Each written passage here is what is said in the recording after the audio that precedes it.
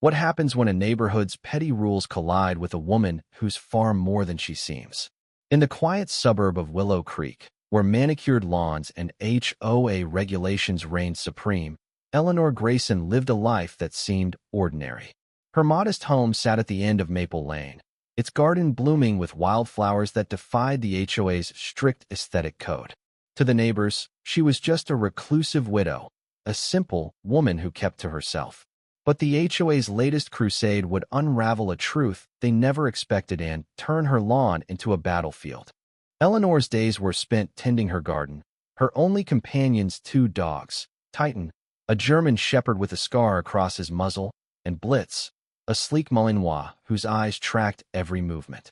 The HOA, led by the insufferable Karen Whitmore, had long disapproved of Eleanor's untamed yard. "It's an eyesore," Karen declared at the monthly meeting, her voice dripping with disdain. "We'll fine her until she complies." The letters began arriving, first polite, then threatening. Eleanor ignored them, her silence mistaken for weakness. But Karen, emboldened, decided to escalate. One crisp autumn evening, she marched to Eleanor's door with a clipboard and a court order, demanding the removal of the wildflowers by week's end. As Karen pounded on the door, Eleanor opened it slowly, her face unreadable. "You've got no right to defy us," Karen snapped, waving the order. "This is a community, not your personal jungle." Eleanor's lips twitched, almost a smile. "You should leave," she said softly. Karen scoffed, stepping onto the lawn to take photos for evidence. That's when the air shifted.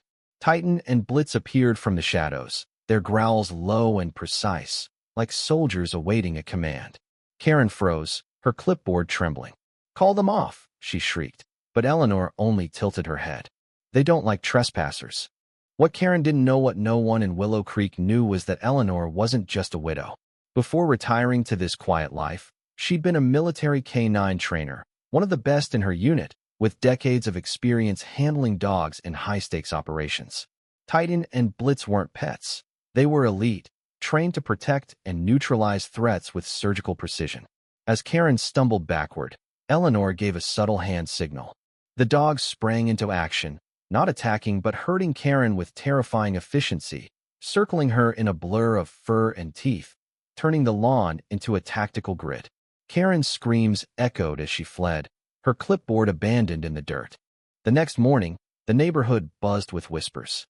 Karen, humiliated, rallied the HOA to retaliate, but a new figure emerged to complicate the saga. Mr. Hensley, an elderly neighbor who rarely spoke at meetings. He shuffled to Eleanor's defense, revealing a secret that stunned the crowd. "I knew her husband," he said, voice trembling with pride. "He was a war hero, and she trained those dogs to save lives overseas. You're picking a fight you can't win." His words shifted the room's mood, exposing Karen's vendetta as petty and cruel. Some neighbors, ashamed, began questioning the HOA's overreach. Eleanor, meanwhile, stood firm. She didn't need their approval, she never had. Her wildflowers were a tribute to her late husband, each bloom a memory of their shared missions, their love forged in chaos.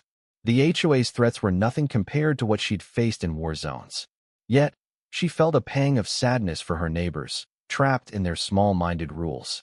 She decided to give them one chance. At the next HOA meeting, she arrived with Titan and Blitz, their presence silencing the room. "You want control?" she asked, her voice steady but laced with fire. "Control yourselves first." The HOA backed down, Karen's influence crumbling. Eleanor's lawn remained untouched, a quiet rebellion against conformity.